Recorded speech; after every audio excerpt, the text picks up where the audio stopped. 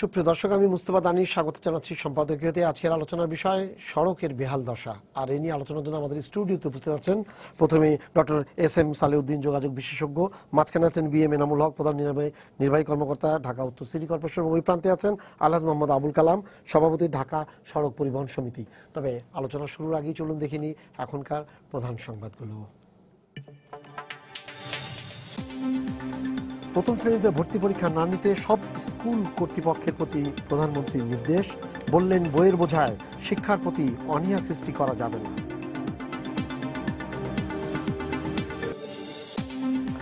আলাদা গ্রেডের দাবিতে সারা দেশে পাবলিক বিশ্ববিদ্যালয়ের শিক্ষকদের কর্মবিরতি।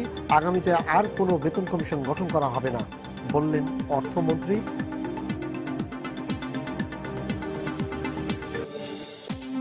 দুদকের করা মামলায় কক্সবাজারের সংসদ সদস্য আব্দুর রহমান বদির বিচার শুরু। সাক্ষ্য গ্রহণ 6 অক্টোবর থেকে।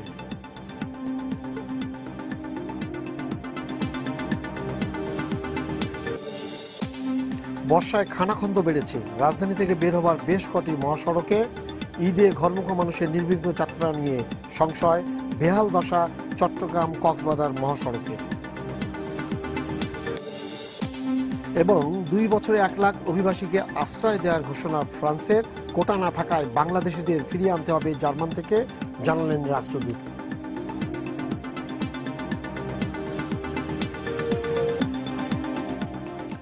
সাউদ্দিন ভাই, ঢাকা চট্টগ্রাম মহাসড়ক, আমাদের যদি মহাসড়কের কথা বলেন তাহলে 1 নম্বর মহাসড়ক সবচেয়ে গুরুত্বপূর্ণ এবং সবচেয়ে বেশি যেটা হয় সেখানে গাড়ি যাতায়াত করে। এই রাস্তা থেকে ঢাকা চট্টগ্রাম রাস্তার মধ্যে 2 লেন 4 লেন 6 লেনের বুদ্ধিতে 2010 সাল থেকে এমন অবস্থা হয়েছে, কিছু দূর যাবেন আপনি, যাই নিচে নামবেন, কিছু দূর যাবেন আবার উপরে উঠবেন, হ্যাঁ কিছু দূর যাবেন দেখবেন ওই রাস্তা দিয়ে সত্যি কথা বলতে কি বাস চলার মতো জায়গা নেই। সবই হলো আপনার কন্টেইনারবাহী গাড়ি অথবা ট্রাক। তার মানে মানে বুঝতে পারি না যে ওদিক দিয়ে বাস যাবে কোন দিক দিয়ে। এই অবস্থায় দেখা যাচ্ছে যে রাস্তার লেনের কারণে বিভিন্ন জায়গায় বন্ধ আছে। কোনো জায়গায় দেখা গেলো রাস্তার মাঝখানে রীতিমতো ময়লার আবর্জনা ফেলে রেখেছে। ফেনীর মহিপালের এই অবস্থা আছে, একদম এক সাইডে একদম পুরোটা বন্ধ। মহিপালের যে বাসগুলো রাস্তায় থামে সেই পাশেও ময়লা আবর্জনার ভিতরে থামে। এবং পুরো রাস্তা জুড়ে দেখা যাচ্ছে যে কেউই কমফোর্ট ফিল করছে না। পুরো বাংলাদেশে এখন শুধুমাত্র বর্ষার কারণে বিভিন্ন কারণেই কিন্তু এই কাজগুলো হয়ে গেছে। এইটার টেকসই প্রযুক্তিটা কি হওয়া উচিত? আপনার ইন্টার ডিস্ট্রিক্ট বা আপনার যদি বলেন যে ইন্টারসিটি যে কানেক্টিভিটিগুলা বিদ্যমান সারা বিশ্বে, সেখানে 2 ধরনের রাস্তা হয়। একটা হয় ফ্রিওয়ে বলে একটাকে, আরেকটা বলে আপনাকে হাইওয়েজ। তো আমাদের যে রাস্তাগুলো এগুলো হাইওয়েজ ক্যাটাগরিতে পড়ে, কারণ হাইওয়ের ভিতরে কিন্তু আপনার যদি একেবারে সত্যিকার অর্থে ডিফাইন করতে যান তাইলে এটা নাইদার হাইওয়ে নর ফ্রিওয়ে। কারণ ফ্রিওয়েতে কিন্তু আপনার সেখানে কোনো ধরনের আদার স্লো মুভিং ভেহিকেল চলতে পারবে না, আপনার কোনো ম্যান ড্রিভেন ভেহিকেল চলতে পারবে না, আপনার কোনো সিগন্যালিং সিস্টেম থাকবে না, ইন্টারসেকশন থাকবে না, এবং কোনো ধরনের টোল প্লাজা থাকবে না, এবং বেশি স্পিডে গাড়ি চলবে। এই জন্য এটাকে ফ্রি বলে, সবার জন্য উন্মুক্ত। এবং আপনার এটা 4 লেন থেকে বড় হয়, সাধারণত 6 লেন হয়, এগুলোকে ফ্রিওয়ে বলে। তো আমাদের যে হাইওয়েজগুলো, এই হাইওয়েজগুলোতে কিন্তু ওইটারও মিক্সচার আছে। আবার হাইওয়েতে হইলো যে এটা পাবলিক ওয়ে, যেখানে আপনার টোল সিস্টেম আছে। আবার বেশ অনেকটুকু জায়গা আছে যেখানে কোনো টোল সিস্টেম নাই। কোথাও আপনি দেখবেন যে 2 লেনও আছে, কোথাও দেখবেন 3 লেন আছে একটা হাইওয়েতেই। যেমন আপনি ঢাকা চিটাগাংয়ের কথা বললেন, আপনি দেখবেন যে 3 লেনও আছে। 4 লেন সরকার করছে এখন বর্তমানে, যেটা বললেন 2010 সাল থেকে করছে, এটার কনস্ট্রাকশন হচ্ছে। মাননীয় মন্ত্রী মহোদয় বলে থাকেন যে এটা খুব শীঘ্রই আমরা আশা করি ইনশাল্লাহ হয়তো 2018 এরকম নাগাদ এটা আমরা উন্মুক্ত করে দিতে পারবো, কি তার আগে আমার সঠিক এটা ডেটটা মনে নেই। এখন এই ওয়েগুলো এগুলো এত বেশি আপনার ভিড় থাকে এই রাস্তাগুলোতে, ইন্টার ডিস্ট্রিক্ট, বিশেষ করে ঢাকা চিটাগাংয়ের মতো রাস্তায়। এগুলোতে যখনই কনস্ট্রাকশন হয় তখনই এটাকে একটা বাইপাস করে গাড়িগুলো চলার বন্দোবস্ত করতে হবে। এবং সেই বাইপাসগুলো যদি এমন না হয় যে বাইপাসে যে যাতে আবার খাড়া খন্দরগুলিতে না পড়ে যায়, বাইপাসগুলো কিন্তু অত্যন্ত ভালো মানের হয়ে আমাদের থাকে। দেশের বাইপাসের মতো নিজ দিক দিয়ে খালি মাটি থাকলো আর কিন্তু এইরকম যাতে না হয়। বাইপাসগুলো আপনি যদি বাইরে যান, অন্য ভিন্ন দেশে যান, উন্নত দেশগুলোতে, ইভেন ডেভেলপিং কান্ট্রিগুলোতে যান, সেখানে বাইপাসগুলোও কিন্তু বেশ টেকসই বাইপাস করে। যতদিন পর্যন্ত এই রাস্তাটা না হবে ততদিন পর্যন্ত বাইপাসগুলো থাকে, এবং ওরা ওই রাস্তা কমপ্লিট করে বাইপাসটা বন্ধ করে দিয়ে যায়, রাস্তা কমপ্লিট করে বাইপাসটা বন্ধ করে ওইটাকে আবার অরিজিনাল সিচুয়েশন নিয়ে আসে। আমাদের এখানে যে জিনিসটা হচ্ছে সেটা হলো আপনার অল কনস্ট্রাকশন ম্যাটেরিয়ালসগুলো একদম রাস্তার উপরেই রাখা, বা রাস্তার সাইডেও যদি রাখে সেগুলো আপনারা দেখবেন রাস্তার উপরে চলে আসছে। এবং যেই গাড়িগুলো ইউজ করা হয় এই কনস্ট্রাকশনের কাজের জন্য, এই গাড়িগুলোকে আপনি দেখবেন ওরা যখন কাজ শেষ করে যায় তখন ওই রাস্তার উপরেই কিন্তু পড়ে থাকে গাড়িগুলো। এই যে আপনার এক ধরনের মিসম্যানেজমেন্ট আমি বলবো, এইটা হলো ওয়ান অফ দ্য রিজন যার জন্য আপনার এই প্রলং, এই যে অনেক সময় অতিবাহিত করে দীর্ঘ সময় নিয়ে এই কাজগুলো হয়, এর ফলে কিন্তু শুধু কেবলমাত্র প্যাসেঞ্জাররাই কিন্তু ক্ষতিগ্রস্ত হচ্ছে না, এর ফলে কিন্তু আপনার অপারেটররাও ক্ষতিগ্রস্ত হচ্ছে, এর ফলে কস্ট বেড়ে যাচ্ছে। এখন প্রশ্ন হলো যে ইদানিং সরকার একটা খুব ভালো সিদ্ধান্ত নিয়েছে, সেটি হলো যে কংক্রিটের রাস্তা করে দাও। কংক্রিটের রাস্তা যদিও আপনার পার স্কোয়ার ফিট কংক্রিটের রাস্তা is almost twice the cost of আপনার এই পিচ ডালা রাস্তার চেয়ে, ভিটামিন থেকে, কিন্তু মেনি টেকনিক্যাল রিজনসের জন্য, সব রিজনগুলো আমি বলতে চাই, দুই একটা ছোট্ট রিজন ছাড়া, সেটা হলো যে পিচ ডালা এটা আপনার এনভায়রনমেন্টাল ফ্রেন্ডলি না। যখনই আপনার প্রচুর গরম হয় এগুলো গলে যায়, ও ডিফর্মড হয়ে যায়, এবং আমাদের সবকিছু, হ্যাঁ, এবং প্রচন্ড শীত আবার যখন হয় তখন কিন্তু ক্র্যাক করে, এবং যখনই আপনার এই টর্ক হয় আপনার রাস্তার উপরে যখন ওই লোড পড়ে, ওই লোডের সময় করে কি এগুলো ফেটে যায়, ফেটে যাওয়ার ফলে একটু বৃষ্টির পানি হইলেও ওই যে ডিফরমেশন চলে আসে, ওই ডিফরমেশনের কারণে আপনার পানি জমে থাকে, সঙ্গত কারণে রাস্তাগুলো নষ্ট হয়ে যায়। সুতরাং সরকার যে সিদ্ধান্তটা নিচ্ছে যে 4 লেন রাস্তাগুলো যেগুলো বা ইন্টারডিস্ট্রিক্ট রাস্তাগুলো কংক্রিটের হবে, আমার মনে হয় এটা কস্টলি হলেও ইট ইজ ভেরি আপনার টাইমলি, আমি বলবো আর কি। আমার জানা মতে ঢাকা সিটি কর্পোরেশনের এই রাস্তাগুলো করার জন্য ইয়া করা হয়েছে, কয়েকদিন আগে মানে ঠিক করা হয়েছে যে কংক্রিটের রাস্তা, মানে খুব সম্ভবত এটা দক্ষিণের জন্য মানে ইয়া করেছে। পাশাপাশি এটা আপনি ভালো বলতে পারবেন যে রাস্তার ইয়ার প্রেক্ষাপটে কংক্রিটের রাস্তা। ধন্যবাদ আপনাকে। ঢাকা মহানগরীতে প্রতিনিয়ত যান সংখ্যা বাড়ছে, প্রতিনিয়ত মানুষ বাড়ছে। আমরা উত্তর সিটি কর্পোরেশন, দক্ষিণ সিটি কর্পোরেশন মিলিয়ে প্রায় 15 কোটি মানুষ ঢাকা শহরে গিজ গিজ করে বসবাস করছি। নতুন নতুন প্রচুর কনস্ট্রাকশন হচ্ছে, এবং কনস্ট্রাকশন করতে যে যারা ডেভেলপার কিংবা ব্যক্তিগতভাবে বাড়ির মালিক, তিনি যে রাস্তায় 5 টন ওজন বহন করতে সক্ষম, তিনি 10 টন 15 টনের লরি, ট্যাঙ্ক লরি ব্যবহার করছেন। ইভেন যারা এক্সপোর্ট ওরিয়েন্টেড বিজনেস করছেন তারা ঢাকা শহরের উপর দিয়ে এটা হিসাববিহীন অবস্থা হচ্ছে, সেটা খুব দ্রুত সড়ক নষ্ট হচ্ছে। সেক্ষেত্রে সালেহ ভাই ঠিকই বলেছেন, যদি আমরা কংক্রিটাইজেশনে চলে যেতে পারি তাহলে এই বিটুমিনাস সড়কগুলোর থেকে অনেক বেশি টেকসই, অনেক মজবুত এবং অনেক ভালো অবস্থায় চলতে পারবে। মানে স্বাধীনতার আগে কিন্তু সবই কংক্রিটের ছিল, সবগুলো রাস্তায় ইন্টারডিস্ট্রিক্ট রাস্তাগুলো তখন সড়ক সংখ্যা অনেক কম ছিল, যেটা ইন্টারডিস্ট্রিক্ট যেমন আরিচা এই রাস্তাগুলো কিন্তু ঢাকা শহরের সবগুলো রাস্তাই কংক্রিটের ছিল না। কিন্তু এখানে কিন্তু আমি একটু যদি আপনি ইন্টারাপ্ট করি, সেটা হলো যে এখানে একটা জিনিস লক্ষ্য রাখতে হবে, সেটা হলো ইনার সিটি রোডগুলো আমাদের ঢাকা শহরে, যদি ওনারা যারা আমাদের সিটি কর্পোরেশন দেখভাল করেন, ওনারা যদি বলেন যে এই রাস্তাগুলো খোঁড়াখুড়ি হবে না, এই রাস্তাগুলো দিয়ে প্রতি বছর আপনার ওই বিভিন্ন পাইপলাইন টানা হবে না, তাইলে আপনি কংক্রিট করতে পারেন। আর যদি আপনি এখন সব রাস্তা কংক্রিট করে ফেলেন, কংক্রিটের রাস্তা কিন্তু মেরামতের জন্য খুব কঠিন, খুবই কঠিন এবং ভেরি কস্টলি, এবং খুব নিচে দেবে যাবে, এবং সুতরাং আপনি যখনই যদি বলেন যে ইন্টিগ্রেটেড ওয়েতে সবাই কাজ করবে, তাইলে হয়তো কংক্রিটের রাস্তা কেটে নিয়ে একবারে করে ফেলতে হবে, কিন্তু তা তো ঢাকা তো হচ্ছে না। দেখি ওনাদের সক্ষমতা কি আছে। প্রাসঙ্গিকভাবে কথাটা এসছে, এটি কিছুদিন আগে মাননীয় প্রধানমন্ত্রী নির্দেশনা দিয়েছেন একনেক বৈঠকে, এবং এটা নিয়ে কাজ চলছে। আমরা কিছু কিছু ক্ষেত্রে কিছু কিছু সড়ক কংক্রিটের করার জন্য পাইলট হিসেবে নিয়েছি। এখানে করতে যেয়ে কিছু টেকনিক্যাল সমস্যা আমাদের প্রকৌশলীরা বলেছেন। প্রথমত, একটি কংক্রিট সড়ক করতে গেলে এটি স্কোরিংয়ের জন্য বেশ কিছু সময় দিতে হয়, পানি দিয়ে চুবিয়ে রাখতে হয়। ঢাকা শহরে এরকমভাবে করা তো আসলে খুব টাফ। বিকল্প সড়ক রাখতেই হবে।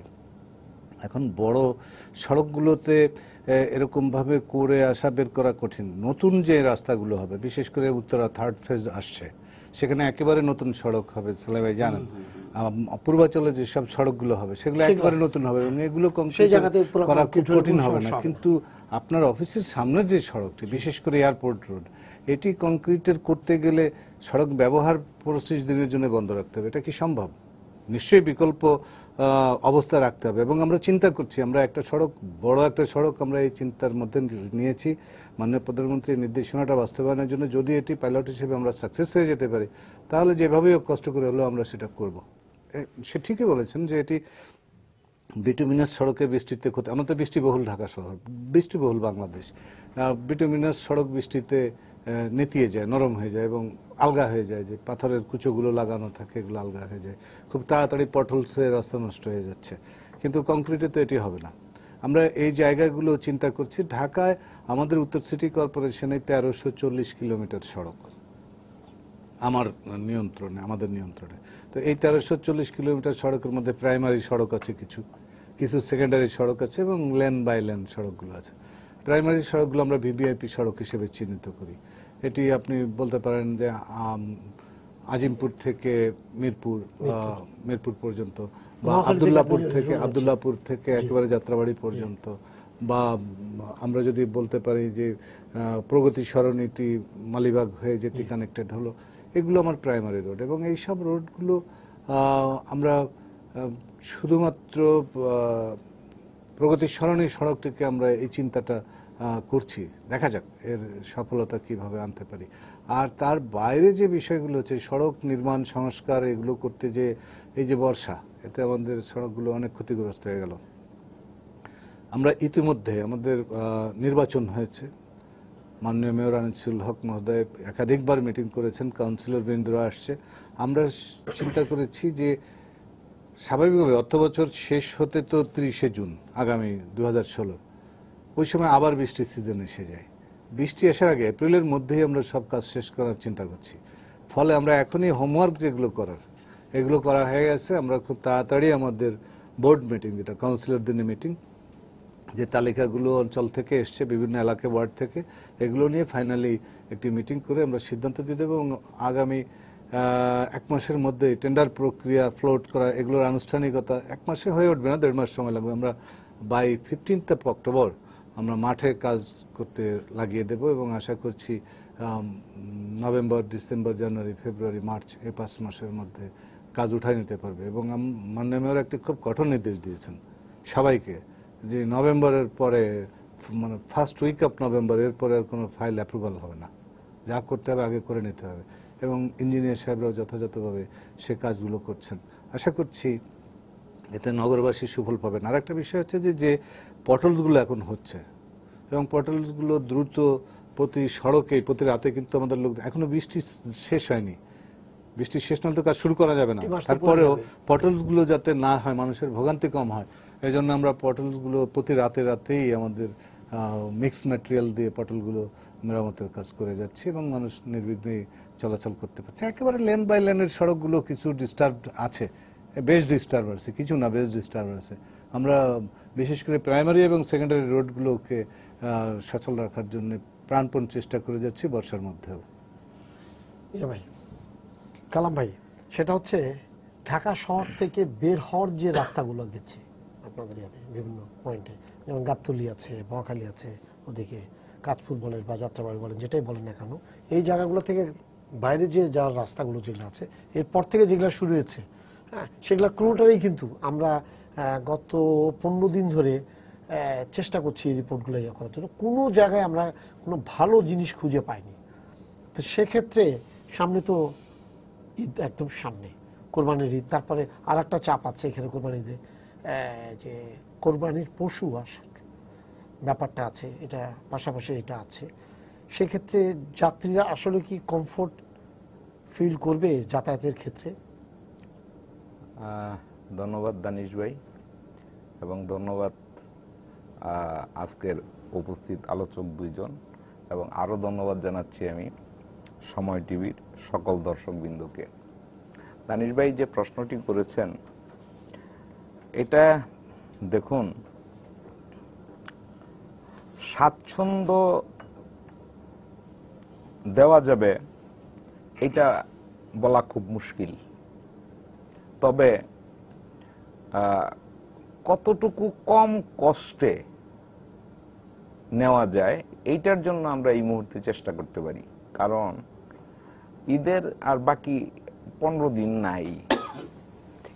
এই সময়ের মধ্যে এই যে বৃষ্টি, এই বৃষ্টির জন্য কোনো প্রতিষ্ঠানই যারা রাস্তাঘাট ঠিক করে, সিটি কর্পোরেশন বলেন, রোডস এন্ড হাইওয়েজ ডিভিশন বলেন, এরা এলজিআরডি বলেন, এরা কিন্তু এই যে কনস্ট্যান্ট বৃষ্টি, এর জন্য কাজ করতে পারে নাই।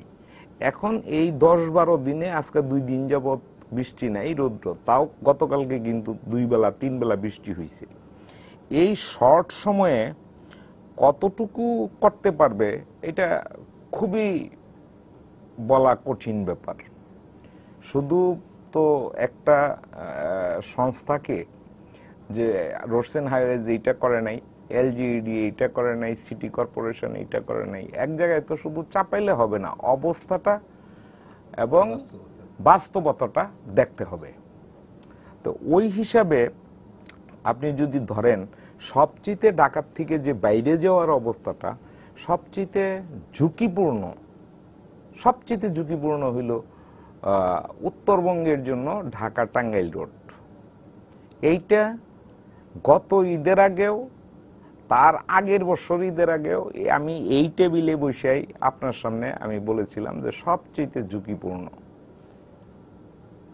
আপনার গাবতলীর থেকে, বিভিন্ন জায়গার থেকে, মহাখালী টার্মিনাল থেকে যত গাড়ি উত্তরবঙ্গের উদ্দেশ্যে চলে যমুনা ব্রিজের দিকে, তো যমুনা ব্রিজের দিকে যখন যায়, তখন আপনার চান্দোরা এদিক দিয়ে আশুলিয়া রোডটা কলাপস করে, খুবই খারাপ অবস্থা। হ্যাঁ, খুব এত খারাপ অবস্থা।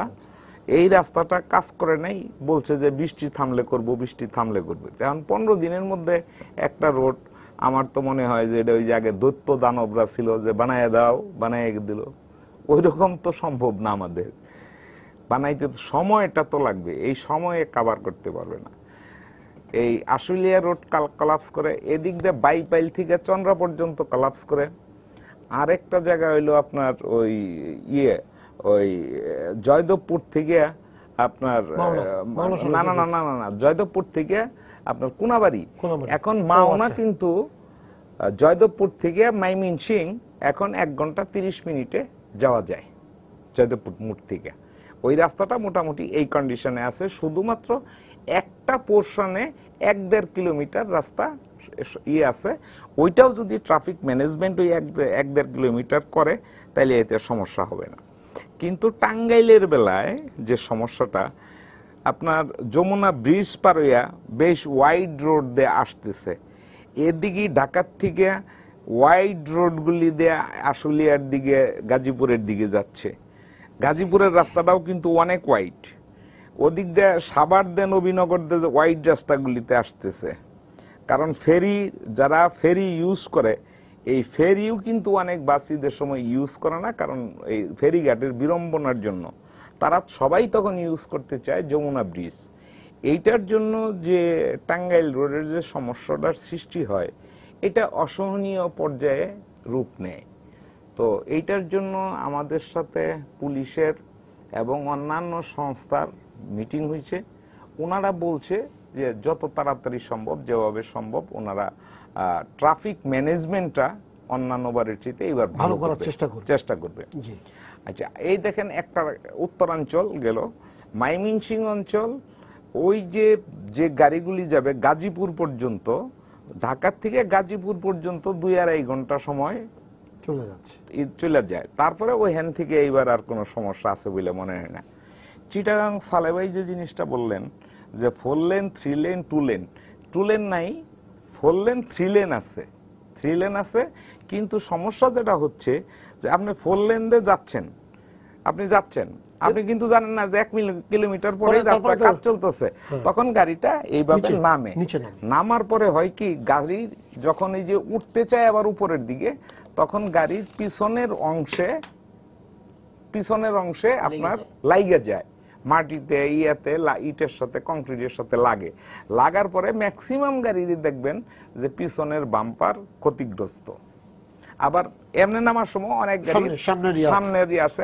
আর সবচেয়ে বড় সমস্যা হইল গাড়ির স্প্রিং লিপ আর আপনার হইল শক অবজারভার, এটা শকটার যে অ্যাবজর্ব করে, ওই শক অ্যাবজর্ভারটা আপনার খুব দ্রুত ক্ষতিগ্রস্ত হয়।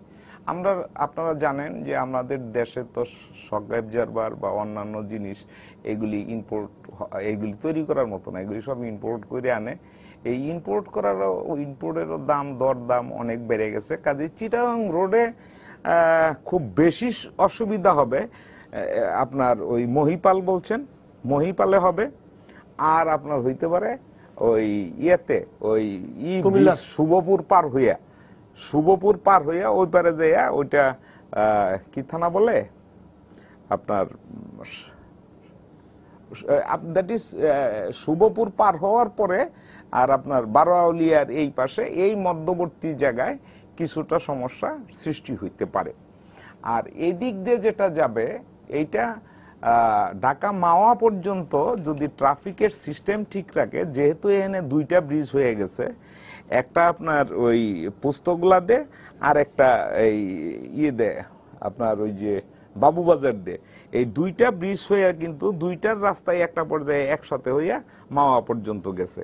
কাজেই এইখানে ট্রাফিক ম্যানেজমেন্ট যদি নারায়ণগঞ্জ এবং ঢাকা ডিস্ট্রিক্ট মিলে ঠিক রাখতে পারে, তাইলে আর করতে হবে কি ফেরিঘাটের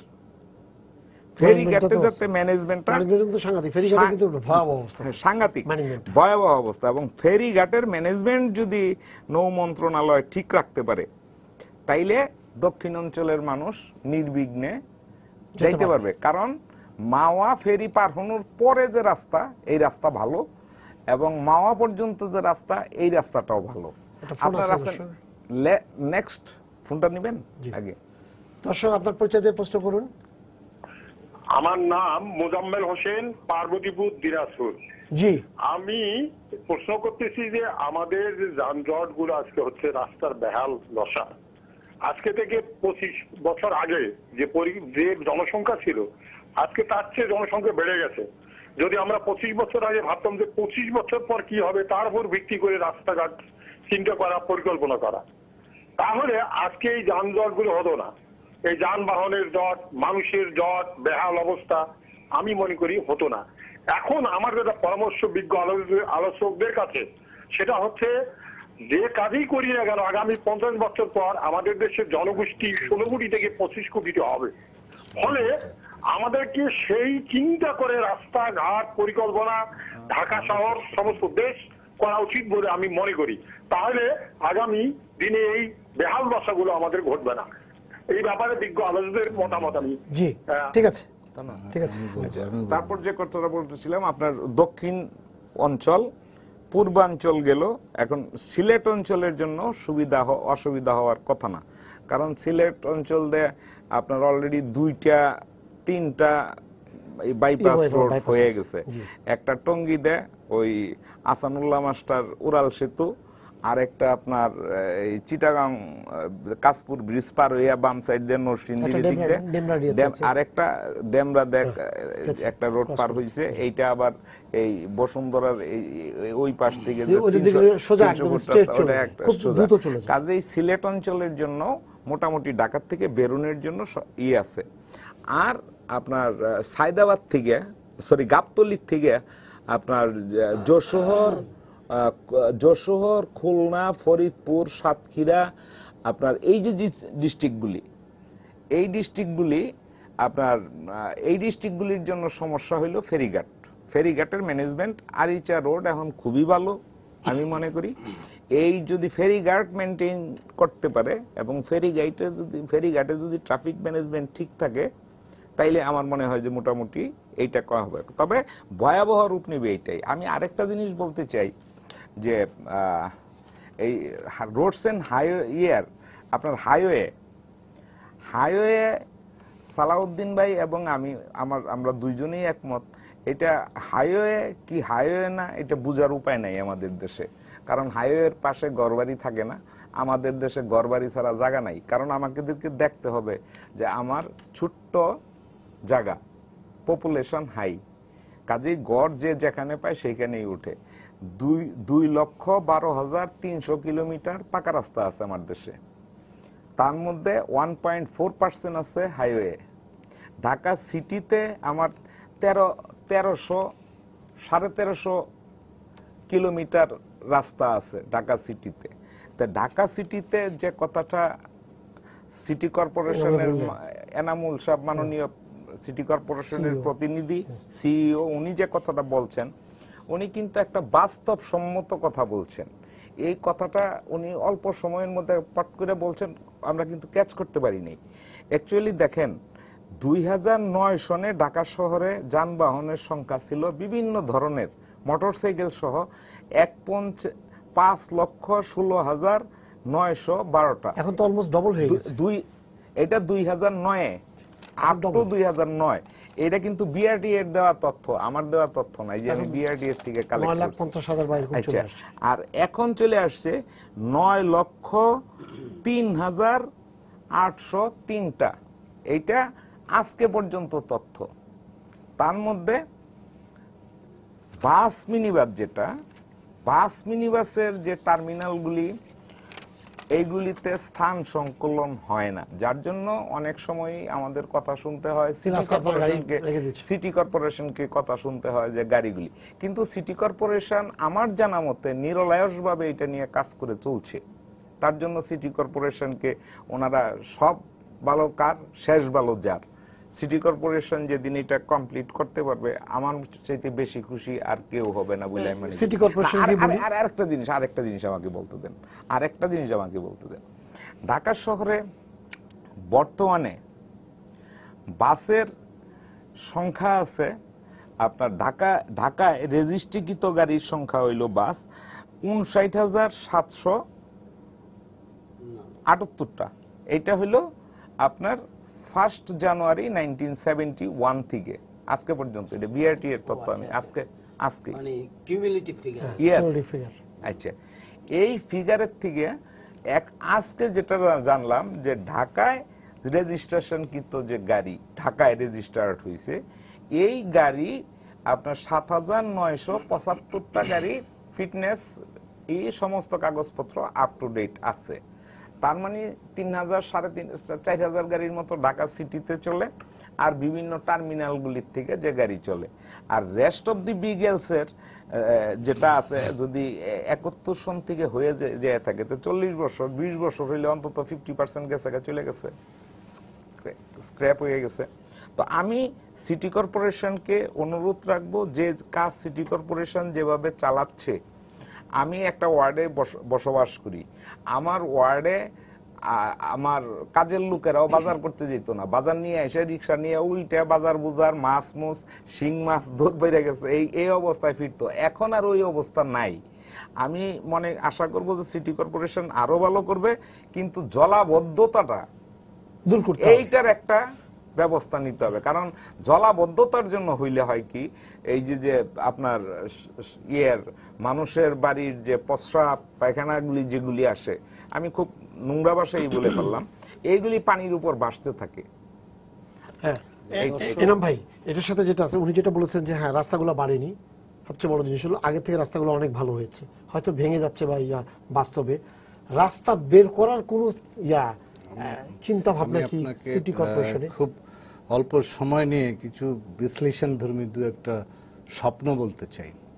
আমাদের মাননীয় প্রধানমন্ত্রী স্বপ্ন দেখিয়েছেন রূপকল্প, আমরা স্বপ্ন দেখিয়েছেন স্বাধীনতার সুবর্ণ জয়ন্তী পালনের, স্বপ্ন দেখিয়েছেন উন্নততর আধুনিক বাংলাদেশের। আমরা সেই স্বপ্নের সারথি সবাই। আমরা একটি বিষয়ে, আমি প্রশাসন সার্ভিসের একজন মেম্বার হিসেবে দেশের বিভিন্ন অঞ্চলে চাকরি করার সুবাদে আমার কিছু ধারণা হয়েছে, সেই ধারণার একটা পয়েন্ট শুধু উচ্চারণ করতে চাই এবং আমি প্রলুব্ধ হচ্ছি কথাটা বলার জন্য। পার্বতীপুর থেকে এক ভাই যে প্রশ্নটি করেছেন যে 50 বছর সামনের পরিকল্পনা নিয়ে আগাতে হবে। হ্যাঁ, দেশের বাইরে যখন গেছি স্বাভাবিকভাবেই সেই দেশের প্রধান সড়কগুলোর প্রশস্ততা, দ্রুত গাড়ি চলাচলের অবস্থাটা নির্ণয় করে ওই দেশের আর্থিক অবস্থার সক্ষমতা কেমন। ঠিক আমাদের দেশে এরকম ছোট দেশ আমাদের, তারপরেও গড়ে উঠতে পারেনি অতীতে, কিন্তু যে স্বপ্ন আমরা দেখছি সেই স্বপ্নে আগামী প্রজন্মের কাছে নিশ্চয়ই আমরা একটি ভালো বাংলাদেশ দিয়ে যেতে চাই। স্বপ্নটা হচ্ছে এই, পঞ্চগড়ের বাংলাবান্ধা হচ্ছে আমাদের সর্বোত্তরের সীমানা এবং টেকনাফ, কক্সবাজারের, আমি ছেড়াদ্বীপ বলছি না, টেকনাফ পর্যন্ত যাই, টেকনাফ ধরে নিলাম আমাদের সীমানা। এই উত্তর দক্ষিণে প্রায় 1000 কিলোমিটার পথ। এটা কিন্তু অনেকে জানে না যে বাংলাদেশের এই প্রান্ত প্রান্ত প্রায় 1000 কিলোমিটার। একই সাথে সিলেটের তামাবিল থেকে বেনাপোল পর্যন্ত এখানেও প্রায় 700 কিলোমিটার এরকমই আছে। তাহলে সড়ক ব্যবস্থাপনা বা রেল ব্যবস্থাপনার পথটা কিন্তু নেহাত কম নয়। এখন আমরা যদি সালে ভাই আমার সড়ক বিশেষজ্ঞ হিসেবে বা পরিবহন বিশেষজ্ঞ হিসেবে আমরা তিনজনই বসছি, আমরা যদি একটা জায়গায় একটি সুরে একটি কথা বলি, যারা বিশেষজ্ঞ আছেন, স্থপতি আছেন, যারা ডিজাইনার আছেন, তারা ডিজাইন করুক, আমাদের কথাটা আমরা এভাবে বলতে চাই। আমি রংপুর জেলা প্রশাসক ছিলাম। সিজনের সময় রংপুরে আলুর কেজি 2 টাকা দামে বিক্রি হয় সবচেয়ে বেশি। এবং আমার সময়ে একজন আলু উৎপাদক তিনি এই কোল্ড স্টোরেজে জায়গা পাচ্ছেন না, অন্য কোল্ড স্টোরে রাখতে যাচ্ছেন, অন্য কোল্ড স্টোরে জায়গা পাচ্ছেন না, আরেকটা যাচ্ছেন, এটাতে হার্ট অ্যাটাক করে মারা গেলেন। খুব দুঃখজনক একটি বিষয় ছিল সেটি। আমার মিঠাপুকুর রংপুরের অত্যন্ত সমৃদ্ধ একটি উপজেলা। দেশের উৎপাদিত সবজি ফসল এর প্রায় 1/3 মিঠাপুকুর উৎপাদন করে, অথচ আমি এখানে করলা কেজি কিনে খাই 60 টাকায়, মিঠাপুকুরে সেটি বিক্রি হয় 10 টাকায়। কারণটা হচ্ছে যে যারা উৎপাদক তাদের পরিবহন ব্যবস্থাপনাটা ভালো নেই। এইখানে যদি সরকার দীর্ঘমেয়াদী পরিকল্পনা করে চিন্তা করে এবং যদি আমরা সেখানে ইনভেস্ট করি, যে আমরা একেবারে বাংলাবান্ধা থেকে টেকনাফ পর্যন্ত 8 লেনের সড়ক করতে চাই, যেভাবেই হোক আমরা করব, হবে। 1 বছরে না হলো 5 বছর সময় নেবে, 5 বছর না হলো 10 বছর সময় নেবে, হতেই হবে। একই সাথে রেলের ট্র্যাক ডাবল ট্র্যাক করতে হবে এবং রেল সড়ক আছে, শুধু কানেক্টিং করলেই হবে। এবং রেল সড়কের যে অবস্থাটি আছে রেল লাইনের, সেটি হচ্ছে যে এপাশে এপারে ওপারে দুরকম ট্রেন লাইন আছে, কিন্তু যাই থাকুক এখন তো ডুয়েল গেজও হয়ে গেছে, এখন সেটি করা খুবই সম্ভব এবং সিদ্ধান্ত নিতে হবে এখনই যে পরিবহনের জন্য আলাদা ট্র্যাক, মাল পরিবহনের জন্য আলাদা ট্র্যাক এবং জনপরিবহনের জন্য আলাদা ট্র্যাক। এবং এই অবস্থাটা যদি তামাবিল থেকে বেনাপোল এবং টেকনাফ থেকে বাংলাবান্ধা পর্যন্ত করা যায় এবং এর সাথে ইনার কানেক্টিং রোডগুলোকে কানেক্টেড করে দেওয়া যায়, তাহলে বোধ করি আমাদের যে উদীয়মান অবস্থাটা আছে এশিয়ান টাইগার হিসেবে, এটি আমরা খুব দ্রুত গতিশীল অবস্থায় যাব। ঢাকাকে বাইপাস করতে হবে সেক্ষেত্রে, এবং সেই পরিকল্পনাগুলো হচ্ছে, কাজও চলছে। আমি যদি এমআরটি বলি, আমি যদি বিআরটি বলি, আমি যদি অন্যান্য ব্যবস্থাপনায় যে ধরনের সড়ক ব্যবস্থাপনা আমাদের আছে সেগুলোকে বলি, আমরা 2021-এ একটা ব্যাপক পরিবর্তন ঢাকা শহর সহ সারা দেশে দেখতে পাবো। আমরা সেখানটায় যেতে চাই যা আগামী প্রজন্ম আমাদের কাছে প্রত্যাশিত অবস্থায় চিন্তা করে। আমরা শেষ পর্যায়ে চলে আসছি। আপনি আমাকে বলেন, উনি যেটা বললেন যে মানে একটা পরিকল্পনার পাশাপাশি ইচ্ছা শক্তিটা প্রচন্ডভাবে থাকা দরকার। আচ্ছা, সেক্ষেত্রে আপনি তো এই আপনার জীবনের অর্ধেক সময় আপনি পার করে দিয়েছেন খালি এই প্ল্যান করতে করতে, কিন্তু প্ল্যানের কিছু দেখতে পাচ্ছেন না। এখন আমি জানি না আপনার কতক্ষণ সময় আছে, আমি একটু সময় নেব যে আমার সম্মানিত যে কোশ্চেনিয়ার যিনি প্রশ্ন করেছেন দীর্ঘমেয়াদী পরিকল্পনার কথা। আপনি এই ট্রেন্ড অফ ডেভেলপমেন্ট কিন্তু চেঞ্জ হয়ে গেছে পৃথিবীতে। 1960-70 দিকে কিন্তু আপনার একটা ইনফ্রাস্ট্রাকচার ডেভেলপমেন্ট, ইন্ডাস্ট্রিয়ালাইজেশনের দিকে আপনার এই ডেভেলপিং নেশনগুলো আগাচ্ছিল, যার ফলে প্রচুর সড়কের কথা তারা চিন্তা করেছিল। সড়ক যখনই করা হচ্ছিল তখনই আপনার গাড়ির ম্যানুফ্যাকচারাররা, ইভেন মালয়েশিয়ার মতো দেশ, ইন্ডিয়ার মতো দেশেও ম্যানুফ্যাকচারাররা চলে আসছে।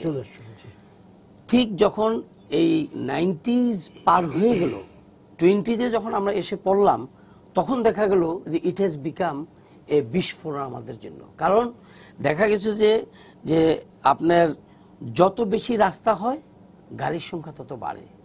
আপনি শুনে আশ্চর্য হবেন যে ফান্ডামেন্টাল লজ অফ রোড কনজেশনস বলে ইউরোপের দীর্ঘ কয়েক বছর যাবৎ কাজ করছে দুজন খুব নাম করা সায়েন্টিস্ট, আপনার মিস্টার টার্নার অ্যান্ড আরেকজন মিস্টার ডুরান্টন, ইউএসএ খুব নাম করা দুইটা আপনার ইউনিভার্সিটির প্রফেসর।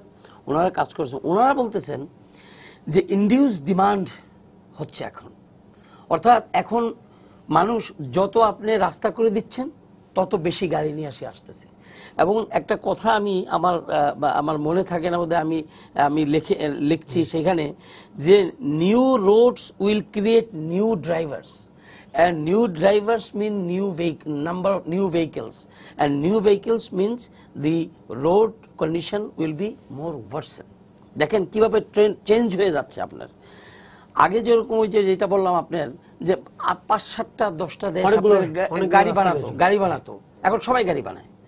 এখন সায়েন্টিস্টরা বলছে যে একটা কাজ করুন, আপনারা প্রাইভেট ভেহিকেলকে যদি আপনারা উইথড্র করতে চান, আপনি জোর করে উইথড্র করতে পারবেন না। কারণ এদের সাথে যারা ম্যানুফ্যাকচারার তারা কিন্তু ওতপ্রোতভাবে জড়িত, ওই ব্যবসায়ী গোষ্ঠীরা, তারা বিলিয়নস অফ ডলার খরচ করে বসে আছে। তারা কখনো দিবে না আপনাকে তাদের ওই প্রোডাকশন থেকে তারা অফ হয়ে যাওয়ার জন্য। এই জন্য আমি বলবো এক কথা, সেটা হলো ইন্টারডিস্ট্রিক্ট রুটগুলো তো আপনার মাস ট্রানজিটে চলে যান।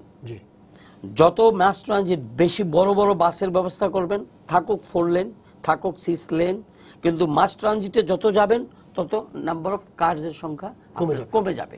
এবং ওই ভাই যেটা বলছেন যে 50 ইয়ার্সের নিয়ে এখন আর সেই যুগ নেই।